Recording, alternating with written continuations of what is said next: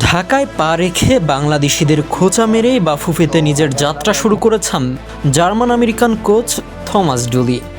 ইতিহাসের প্রথম আমেরিকান হিসেবে ইউরোপের কোনো পেশাদার ক্লাবের প্রধান কোচ হওয়ার বিরল কীর্তি রয়েছে এই ডুলির। অথচ ঢাকায় নেমেই তিনি রসিকতা করে বলেছেন, বাংলাদেশে হয়তো 10 লাখ কোচ আছেন যারা সবাই ফুটবল বোঝেন। অনেকেই ভাবতে পারেন, এ আবার কেমন কোচ যে এসেই দর্শকদের এক হাত নিচ্ছেন।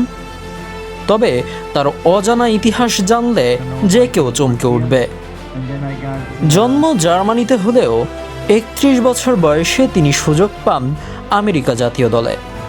এরপর 1998 সালের ফ্রান্স বিশ্বকাপে তিনি ছিলেন যুক্তরাষ্ট্রের দাপুটে অধিনায়ক। কোচিংয়েও তিনি কিংবদন্তি ইয়র্গেন ক্লিন্সম্যানের সহকারী হিসেবে কাজ করেছেন। পরবর্তীতে তার অধীনেই ফিলিপাইন ইতিহাসে প্রথমবার অপরাজিত থেকে এশিয়ান কাপের মূল পর্বে কোয়ালিফাই করে। 43 বছরের অভিজ্ঞতা সম্পন্ন ডুলির দর্শন পরিষ্কার, খামোখা বল তারা নয়, সুন্দর ফুটবল খেলবে বাংলাদেশ। ফুটবলারদের মানসিকতা বদলে বর্তমান 180 র্যাঙ্কিংকে 150-এর ভেতর নিয়ে আসাই তার মূল লক্ষ্য। গত 23 বছরে বড় কিছু না জেতা বাংলাদেশের জন্য এই থমাস ডুলি কি পারবেন নতুন কোনো ইতিহাস গড়তে?